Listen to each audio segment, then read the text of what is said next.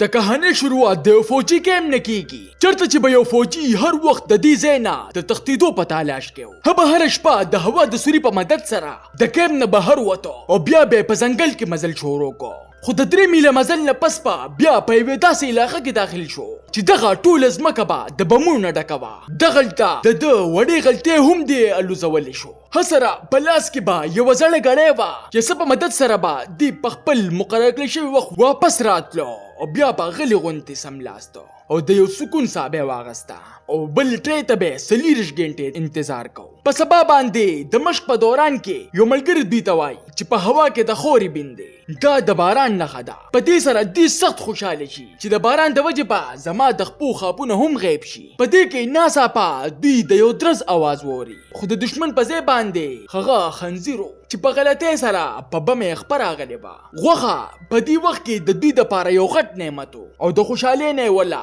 کمانډر په خپله پخه کي خو د دوی دا خوشحالي د ډیر وخت پورې پاتې نشي ولې چې دغلته د دوی کرنل راشي او دې ځان له راغواړي او ورته وایي چې ولې تا ته پته نشته څه چې زموږ یونټ په دې وخت کې د قات نه تېرېږي او د اصولو مطابق ښه خوراک د ټولو نه مخکې د مشرانو حق دی د دې د وجې دوی نه دغه ټوله غوښه واخلي ولې چې دوی د هغوی په مخ کې بېوسه وو او خپل یې څه خوراک ورته په خپله کېږدي او د دوی د سترګو وړاندې په خنداګانو خوري چې د بوتلو د راوړو په وخت کې ته دوی په پټه باندې د غوښې یوه پوټې اوچت کي او دغه ورکوټې پوټې په خپلو ټولو ملګرو باندې تقسیم کي د شپې په وخت کې د ده یو ملګری د ده خواله راشي او ده ته وایي چې ما ته پته ده چې ته په شپه کې چېرته ځې خو فکر مه کوه دا زه چاته نه وایم ولې چې زه خپله هم د دې ځای نه تنګ راغلی یم بیا د شپې په وخت کې اوس دوی دواړه د وخت په انتظار وي چې په دوی کې دوی ته د جنگ خبر راشي چې جنوبي کوریا په موږ حمله کړې ده او دوی ټول الرټ شي چې په دې کې ده ته پته ولګي چې ملګری مې غیب دی او د ده اندازه صحیح وخیږي د هغه ملګري لګیا وي او د بلچي په مدد سره کنده کوي چې دوی یې پوهه کړي چې دا اوس د کندې وخت نه دی د کیم نه ګیر چاپېره کسان ګش کوي لګیا دي هغه یې خبره ومني خو اوس ناوخته شوي په دې کې د دوی کمانډر راشي او دواړه بېهوشه کي او دواړه بد وخي او بیا ترې تپوس کوي چې دا نقشه چا جوړه کړې ده دې سخت ویریږي که صفا حال مې ورته ووایې نو وجنې مې خو دا الزام یې ملګري په خپل سر واخلي دا د دوی د فوج دپاره یوه غټه مسله وه ولې چې دوی د نورو ملګرو دپاره اوس د یو هیرو مقام لره چې دوی را روان کی او د دوی په ذهن کې دا وي چې مرګ لمبوزي خو د هغه په وهم و ګمان کې هم نه وي چې جنرل ورته وایي چې باقي دې څه اراده ده کم خوا به ځي چې دوی ورته په جواب کې وایي که چېرې زه دې پرېښودم نو زه به دې ټول عمر د دې قرض بدل ادا نه کړی شم زه به ټول عمر د زناور په شان ستا خدمت کوم د ده په دې جواب سره جنرل دومره خوشحاله شي چې دوی د ځان سره کلب ته بوځي چېرته چې د ملک غټ طاقتور خلک کرنلان جنرالان ټول موجود وو دغلته جنرل خپل برخلافه هم وویني او هغه ته داسې لګي که چېرې دوی شرمېږي خو هغه پټ په پټه په زړه کې یوه نوې منصوبه جوړوي دغلته دوی په هغې کمره کې داخل شي د کوم نه چې د دوی جرنل خلکو له عهدې ورکوي دغلته دوی اول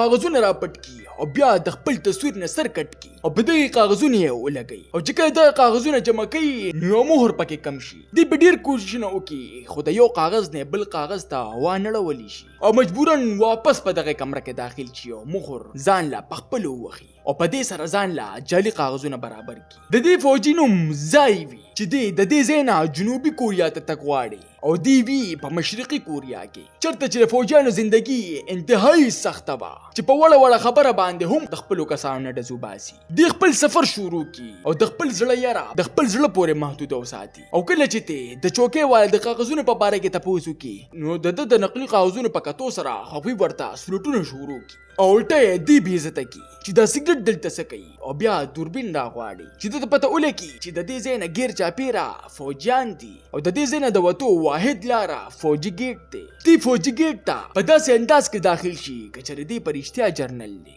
دغلته ده ته د شرابو په نشه کې یو کرنل میلو شي چې دوی هغه ځان سره په ګاډۍ کې راکېنوي او را روان شي خو چې کله هغه په ځان پوهه شي نو ځای د ګاډۍ نه غورځولي په تلو کې د ګاډۍ پټرول ختم شي په خوشقسمتۍ سره مخامخ یوه قافله تېرېږي چې دوی ته پټرول وغواړي خو هغه اول معلومات چک کوي چې دوی ورته په پراعتماد طریقې سره وایي چې زه لا نوی یم ته ما خپل مشر سره میلاو کړه چې هغوی یې خپلې چوکۍ ته راولي چې دغلته په راتګ سره د ده یوې حکمنامې نامې ته پام شي چې هغه د ملګری و او پکې داغه د وجلو حکم و چې دغلته د خپل طاقت په استعمال سره د حکمنامه ختمه کی. په دې کې دوی ته د باره کې یو عجیبه خبره پته ولګي چې د کم ګاډي د پاره پټرول غواړي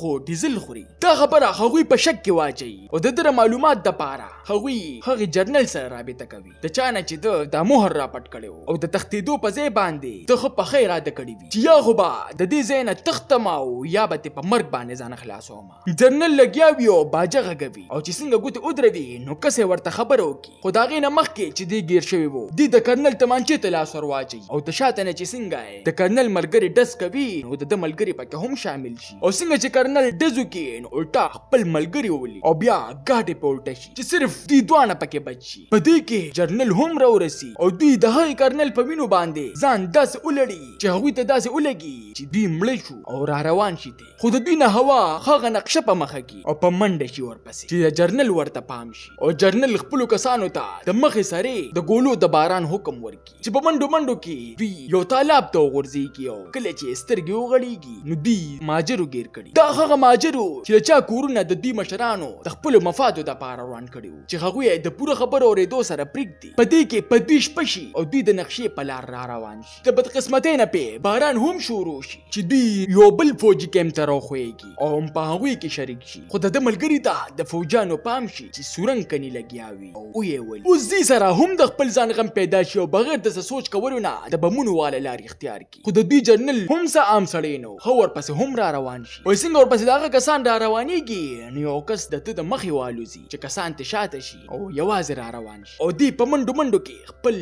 منزل ته ورنږدې کی چې دی د خټو په یو تالاب کې داخل شي چې دی په ډیره مشکله سره په سناسه طریقې سره ځان روباسي. خو خطر لا ختمه نه و. په تلو کې د په بم باندې خپرا شي او په ځای ودرېږي چې جرنل هم راورسي او په د تمانچه کېږدي. خو دی ول دمکی ورکی چې زما خپه په بم پرته ده ځان به هم مړ کوم او تا به هم او د بم نه خپه اوچتکي. په حیرانتیا سره هغه نقلي وخیږي چې په دې سره جرنل یو سوکه لګو کی چې اوس په زه هم د ځان سره مړ کړی وم ولې چې دوی دواړه ملګري وي. اخر هغه پریږدي او د جنوبي کوریا فوج سره رابطه کوي او په دې کې جرنل خپل حرامي توب کی او خپه پیولي او لاړ چې باقي په خپل امري. خو هغه په ګوډه خپه باندې په سخت زخمی حالت کې پاډر کراس کی او دغه ځای فوجان هم راورسي. اوس هغه د خپل خاندان سره یو عام او خوشاله ژوندۍ تیروي. تاسو ته نن کہانی څنګه ولګیدا ما خپل قیمتي رائے په کمنټ کې ضرور راکې. ملاوي ګوبا په یو نوې ویډیو سره مال راکې اجازه.